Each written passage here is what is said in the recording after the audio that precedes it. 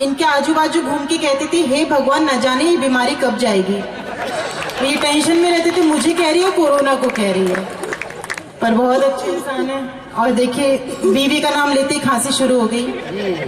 वैसे हर पुरुष की यही कहानी, घर वाली खिचड़ी बाहर वाली बिरयानी। ये ब्यूटी पार्लर का कमाल है, ये ब्यूटी पार्लर का कमाल है, वरना ब्यूटी पार्लर नहीं होते ना। आज तुम कवित्री भी मंच पे मुच्छों पे वट देके कह रही होती आ गई आपके चित्र। मैं समझ सकती हूँ इनका दर्द। घर में बेशक हेमा मालिनी माधुरी दीक्षित जैसी सुंदर बीवी हो, लेकिन पसंद बाहर की रानू मंडली आती है।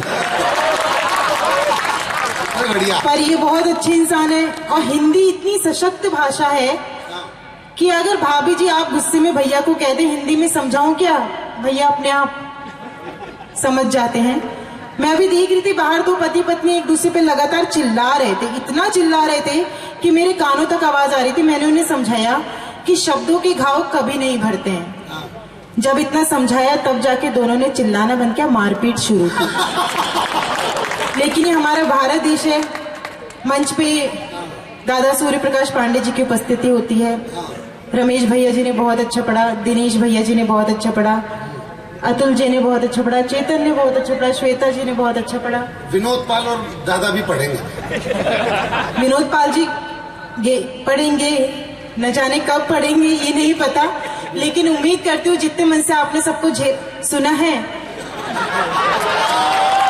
सच्चाई छुप नहीं सकती, उससे कई ज्यादा मन से आप इन्हें सुनेंगे और बहुत अच्छे से सुनेंगे और हम दादा तक पहुंचेंगे। मंच अभी दादाजी तक पहुंचना बाकी है।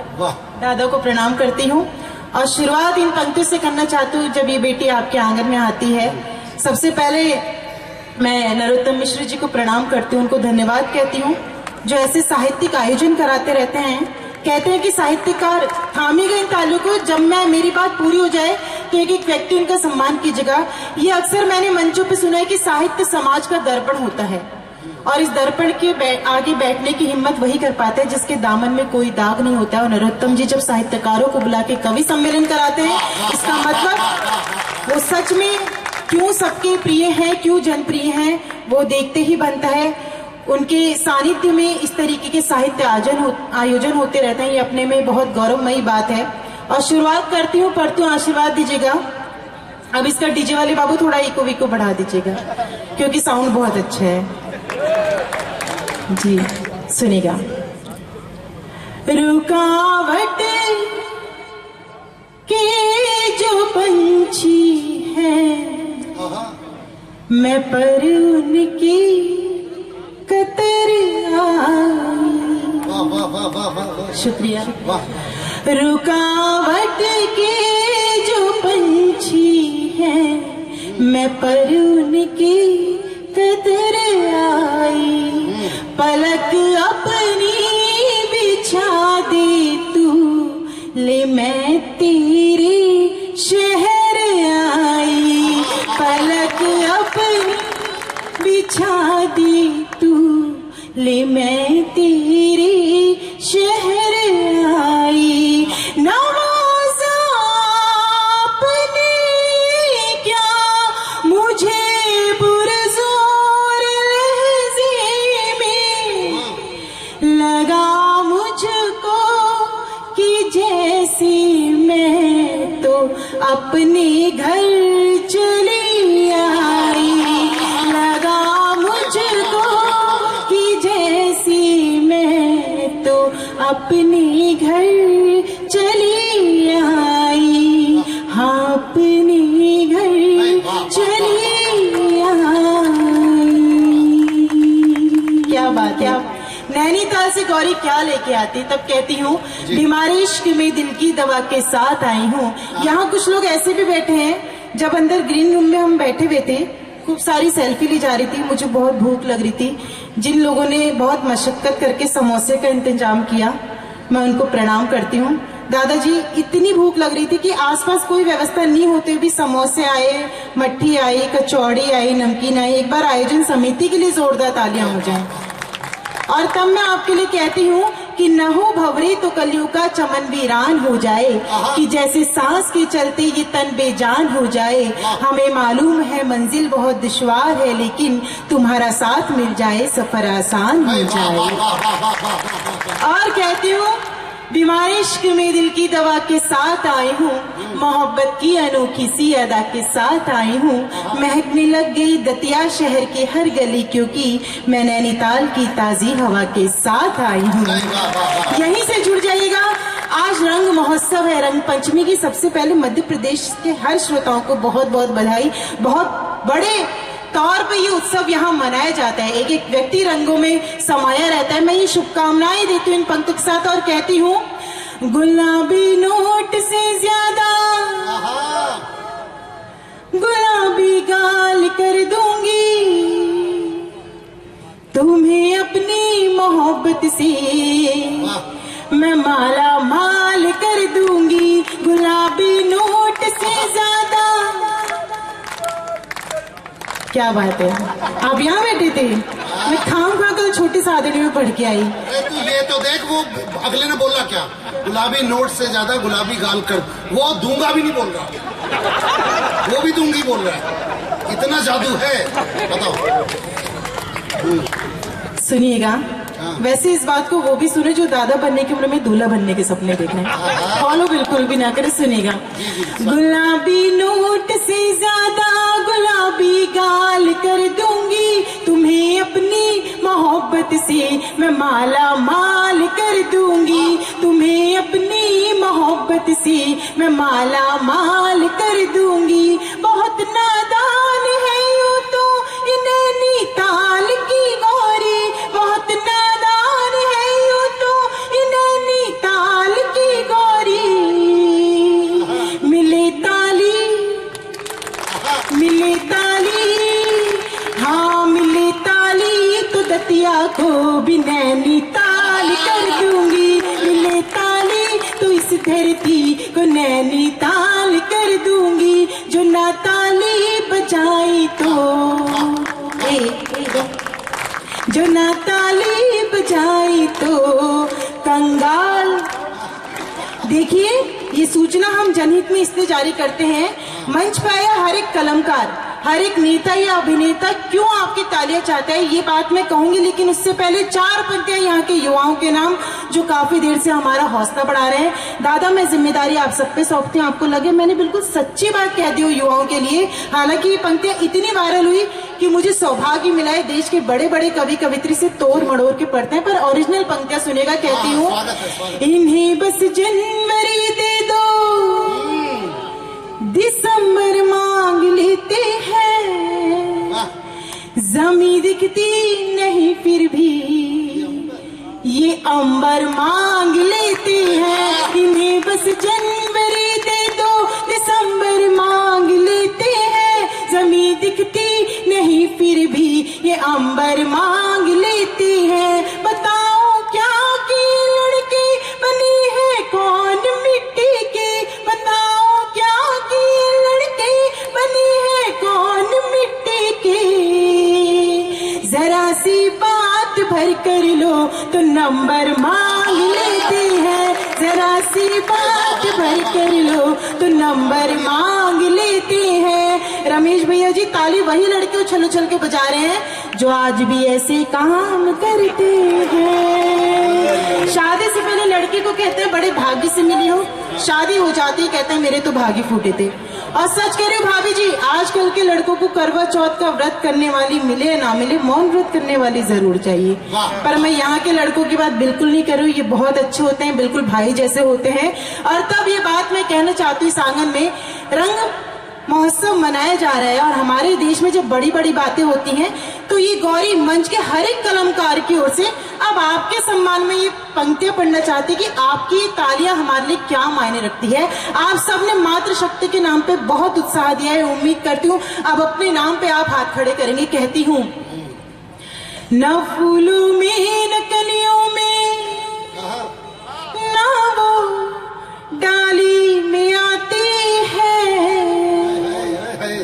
जो खुशबू माँ के हाथों से सजी थाली में आती है, जुड़ जाएगा यहीं से, न फूलों में न कलियों में, अब मैं आपके सम्मान में पढ़ रही हूँ, न फूलों में न कलियों में, न वो डाली में आती है, जो खुशबू माँ के हाथों से सजी थाली में आती है, जो खुशबू माँ के हाथों से सजी थाली में आती है। वो एक आवाज जो आती किसी मंदिर की घंटी से, वो एक आवाज जो आती किसी मंदिर की घंटी से, वही आवाज हमको आपकी ताली में आती है, वही आवाज हमको आपकी ताली में आती है, ताली में आती है,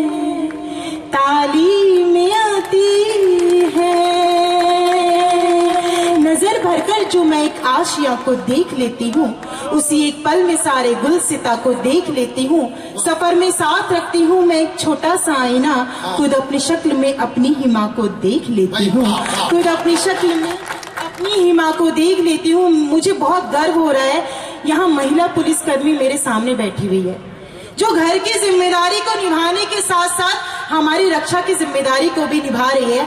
आपके आंगन के इस गर्व को 4 पंक्तियों में अगर मैंने पढ़ दिया और इस धरती से जोड़ते हुए, तो उसके सम्मान में आपके हाथ खड़े हो। मैं जानती हूँ अब किसी के हाथ खामोश नहीं होंगे। कहना चाहती हूँ कि लड़ी थी डट के गोरों से, कहानी याद आती है, जो शोलों पर चली थी वो जवानी याद आती है, और मुझे जब इस वतन की बेटियां दिखती हैं वर्दी में, मुझे इस वक्त वो झांसी की रानी याद आती है,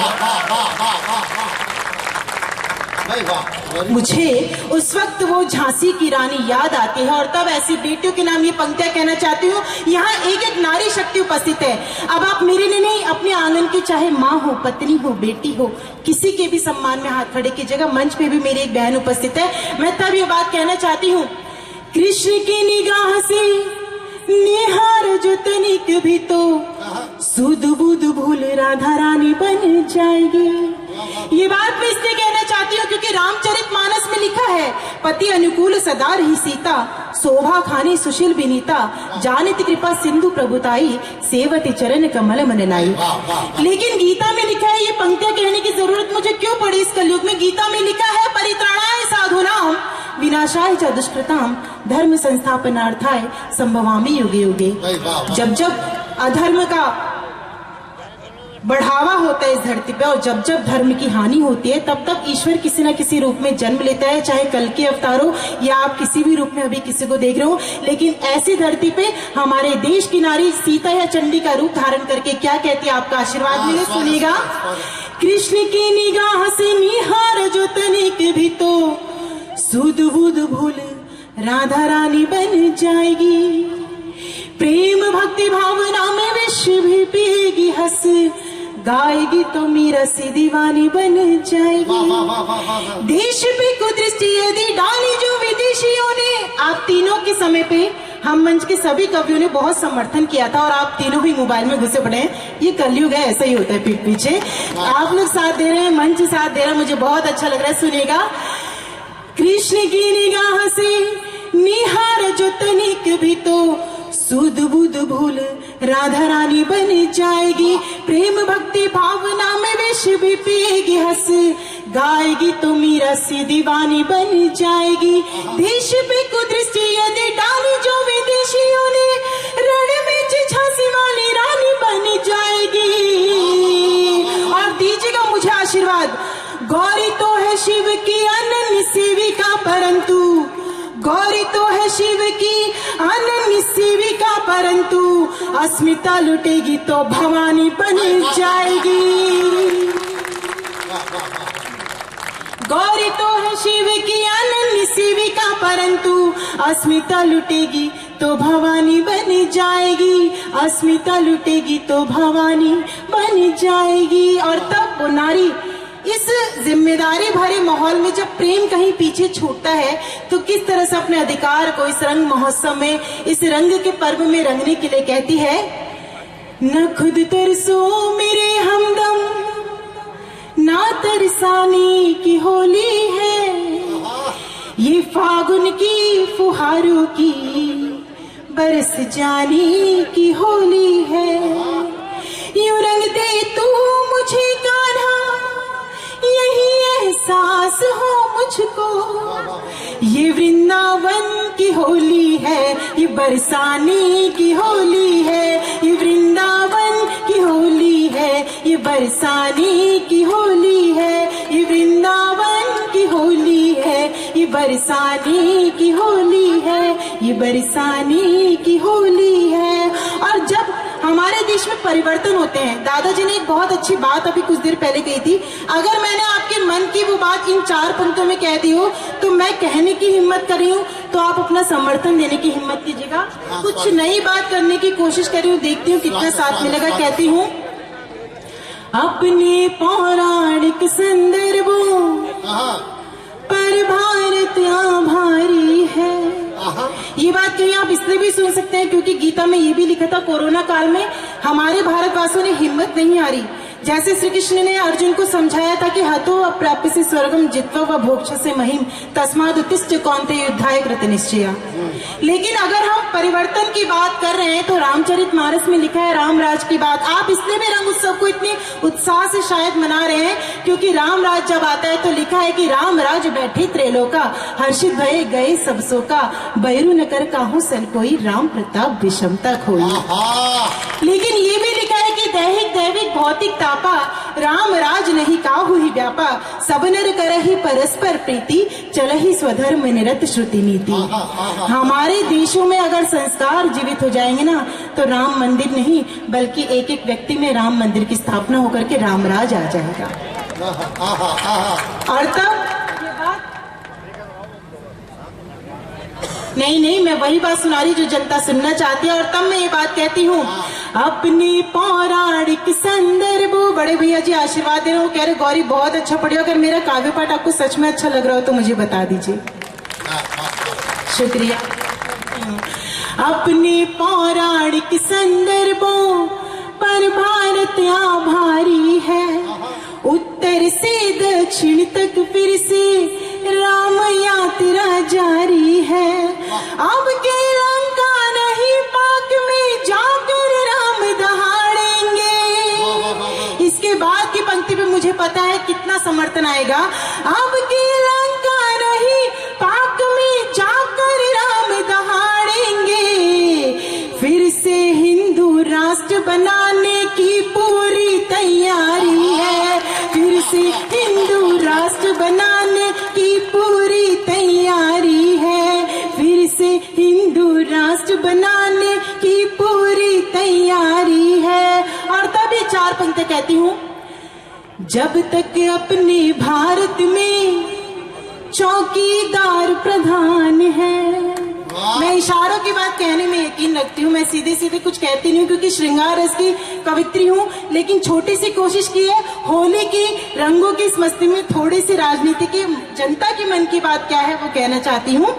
जब तक अपने भारत में चौकीदार प्रधान है, इन हाथों में सदा सुरक्षित अपना हिंदुस्तान है। इन हाथ थामेगा अपने तालू को और इसके बाद एक एक व्यक्ति अपना समर्थन दीजिएगा। इन हाथों में सदा सुरक्षित अपना हिंदुस्तान है।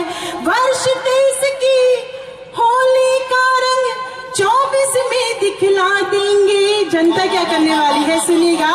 वर्ष 23 की होली का रंग 24 में दिखला देंगे।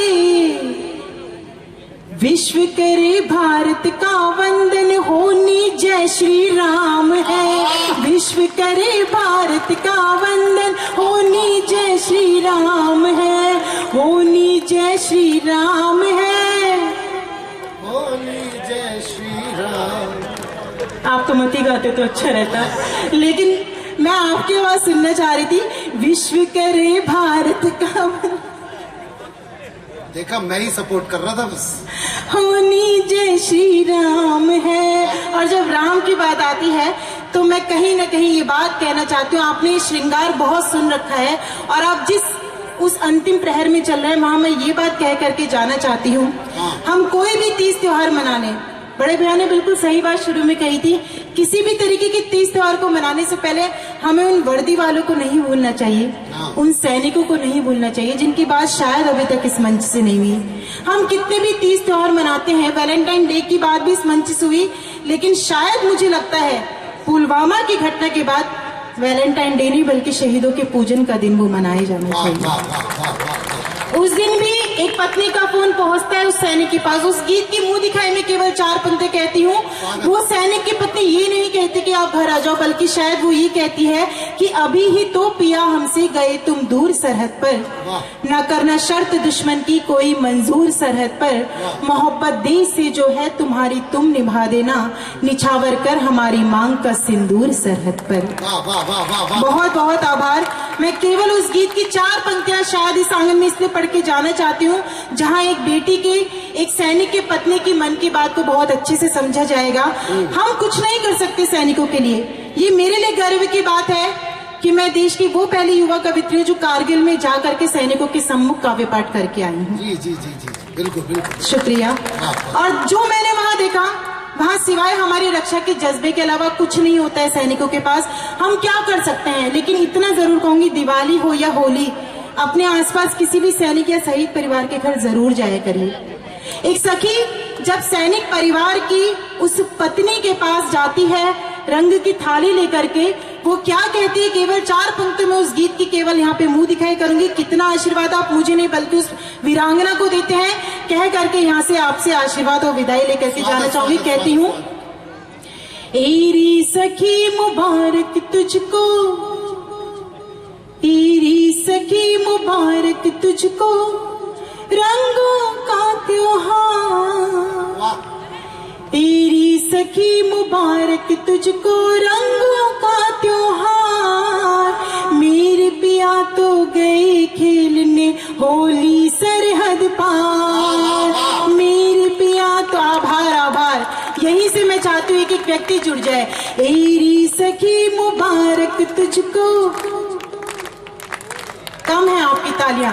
एरी सखी मुबारक तुझको, रंगों का त्योहार, मेरे पिया तो गए खेलने होली सरहद पार, मेरे पिया तो गए खेलने होली सरहद पार, तेरे चेहरे पर रंगों की, तेरे चेहरे पर रंगों की उड़ती रहे फुहार, सजती रहे फुहार, मेरे पिया तो गए खेलने होली सरहद पार, मेरे पिया तो गए खेलने होली सरहद पार।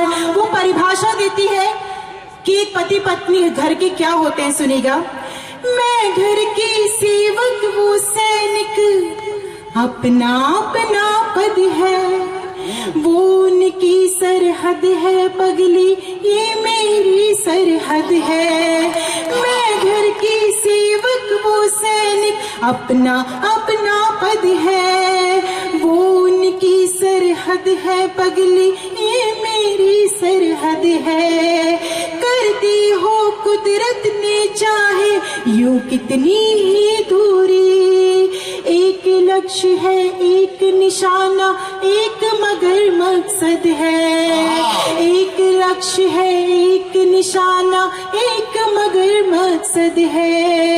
सच तो ये है हम दोनों ही, सच तो ये है हम दोनों ही वतन के चौकीदार, मेरे पिया तो गए खेलने होली सरहद पार, एरी सखी मुबारक तुझको, रंगों